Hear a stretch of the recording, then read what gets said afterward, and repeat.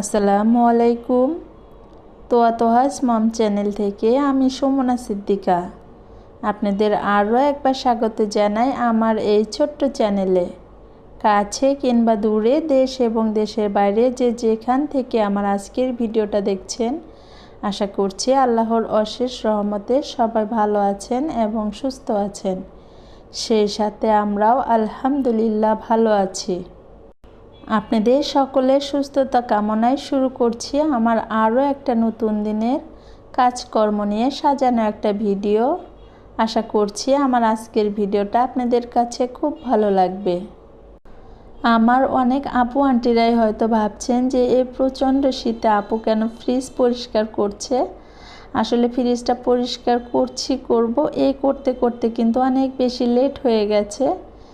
তো নভেম্বরের আর কি শেষের দিকে মেয়ের পরীক্ষা ছিল, তো আমি কোনোভাবেই চাইছিলাম না যে তখন ফ্রিজটা পরিষ্কার করি, কারণ এইসব কাজ করতে গেলে একটু বেশি সময় ব্যয় করতে হয়। তো যখন পরীক্ষা শেষ হয়েছে ডিসেম্বরের প্রথম দিকে, তো তখনই আমি ফ্রিজটা পরিষ্কার করে নিয়েছি। আর ডিসেম্বরে কিন্তু খুব বেশি শীত ছিল না। তো যাই হোক, পুরাতনকে সাথে নিয়ে নতুন বছরের শুভেচ্ছা আপনাদের সবাইকে। আপনাদের সকলের নতুন বছর খুব ভালো কাটুক এই দোয়াই করি। তো এই তো ফ্রিজ কিন্তু আমি পরিষ্কার করে নিয়েছি, এখন সেট করে নিচ্ছি যার যার জিনিস জায়গা মতো রেখে দিব। তো আমি কিন্তু প্রত্যেকটা জিনিস খুব ভালোভাবে ওয়াশ করে রোদে রেখে দিয়েছিলাম, তারপরে মুছে এই তো এখন সেট করে নিচ্ছি। তো পরিষ্কার পরিচ্ছন্নতা ইমানের অঙ্গ, এটা কিন্তু আমরা কম বেশি সবাই জানি। তো পরিষ্কার থাকলে কিন্তু চোখেরও যেমন প্রশান্তি হয়, তেমন কিন্তু মনেরও প্রশান্তি হয়। তো এই তো ফ্রিজে এখন আমি কৌটা ডিব্বা যা আছে সবগুলো যার যার জায়গাতে রেখে তারপরে দুপুরের বাদবাকি যা কাজ থাকবে সেগুলো করে নিব।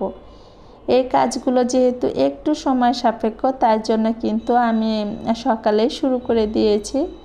আর আমি চেষ্টা করেছি ছেলে মেয়ে ঘুম থেকে ওঠার আগে বরফগুলোকে সরিয়ে নিতে, কারণ বাচ্চারা কিন্তু বরফ পেলে অনেক বেশি খেলাধুলা করতে চায়। তো ওরা ঘুম থেকে ওঠার আগে আমি বরফগুলোকে ফেলে প্রায় শেষের দিকে যখন ক্লিন করা, তখন কিন্তু ওরা ঘুম থেকে উঠেছে।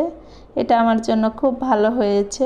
তো যাই হোক, এই তো ফ্রিজ কিন্তু একদম ক্লিন, সেই সাথে যার যার জিনিস যেখানে রাখা দরকার সেখানে রেখে দিয়েছি।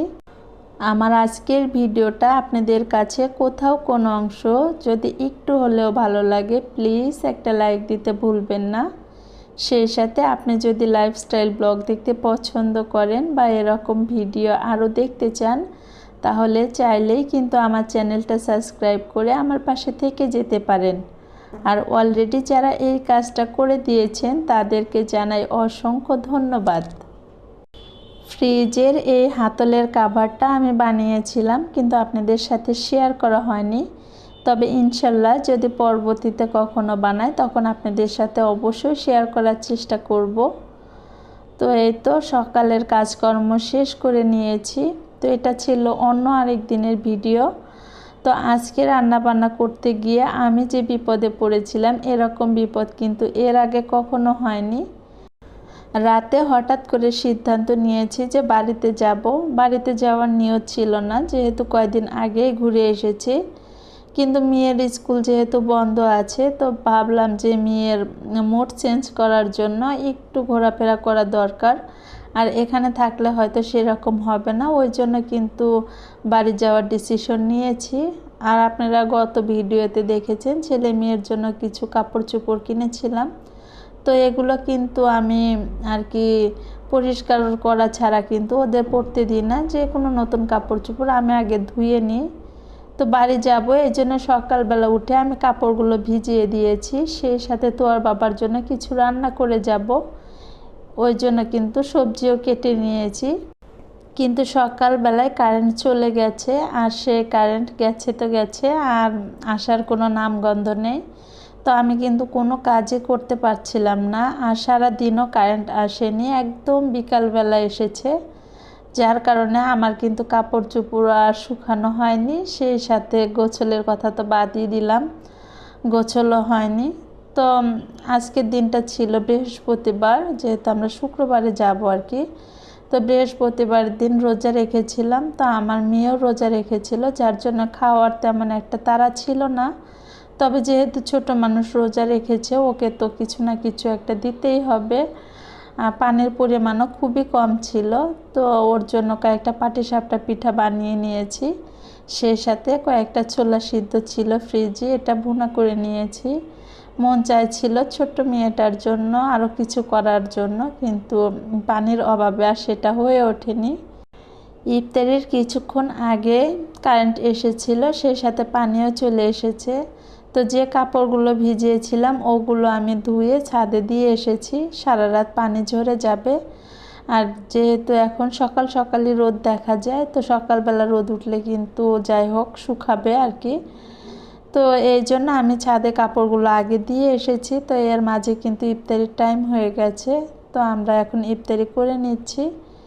তো ইফতারি করার পরে এখন আমি আর কি রান্না বান্নাগুলো করে নিব। যেহেতু সবজিগুলো সকালেই কেটে রেখেছিলাম, ওই জন্য একটু কালচে লাগছে, তো কিছু তো করার নেই, বিপদে যেহেতু পড়েছি যেমনই হোক ওটা দিয়েই চালিয়ে নিতে হবে। তো এখানে আমি নদীর ছোট মাছ বের করে নিয়েছি, সেই সাথে ট্যাংরা মাছ আর পেঁয়াজ মরিচ কেটে নিয়েছি। বেগুনের চাক ভাজি করব, সেই সাথে পাঙ্গাস মাছ ভুনা করব। এখনকার জন্য আমি বেগুনের চাক ভাজি সেই সাথে পাঙ্গাস মাছ ভুনা করে নিচ্ছি। তো আর বাদ বাকি যা আছে ওগুলো তো আর বাবার জন্য আমি রান্না করে ফ্রিজে রেখে যাব। ও যদিও মানা করেছিল, তারপরে আমি যতটুকু পেরেছি আর কি ততটুকু করে যাওয়ার চেষ্টা করছি। তো এই তো পাঙ্গাস মাছ ভুনাটা প্রায় হয়ে এসেছে, এখন আমি আর কি নামিয়ে নেব। এটা নামিয়ে তারপরে অন্য রান্নাটাও করে নেব। একে একে আমি সব রান্নাই করে নিয়েছি, যেহেতু এমনিতেই রাত হয়ে গেছে ওই জন্য ডিটেলস আর কোনো কিছু শেয়ার করা হয়নি। তো ট্যাংরা মাছও আমি সবজি দিয়ে রান্না করে নিয়েছি। তো আর বাবা সবজি খেতে অনেক বেশি পছন্দ করে, তাই জন্য কিন্তু আমি প্রত্যেকটা মাছই সবজি দিয়ে রান্না করেছি। তো যেহেতু খুব বেশি দিনের জন্য যাচ্ছি না, মাত্র 1 সপ্তাহের জন্য যাচ্ছি, তো ওই জন্য কিন্তু অনেক বেশি রান্না বান্না করিনি, শুধু 2টা তরকারি রান্না করেছি, 2 বাটি করে রেখে যাব। একটু ঝোল সহ করেছি, যাতে করে পরবর্তীতে যখন ও গরম করে খাবে তখন কিন্তু ঝোলটা টেনে যাবে। তো এই তো রান্না বান্না শেষ করে আমি বাটিতে উঠিয়ে নিয়েছি। যেহেতু বাসায় বেশ কিছু গাজর আনা ছিল, তো না থাকলে কিন্তু গাজরটা তো আর বাবা খাবে না, হয়তো বা নষ্ট হয়ে যাবে, এই জন্য আমি গাজরও কুচি করে নিয়েছি। তো এটাও কিন্তু আমি ফ্রিজে রেখে যাব, সব কিছু ফ্রিজে রেখে যাচ্ছি যা যা রাখা যায় আর কি।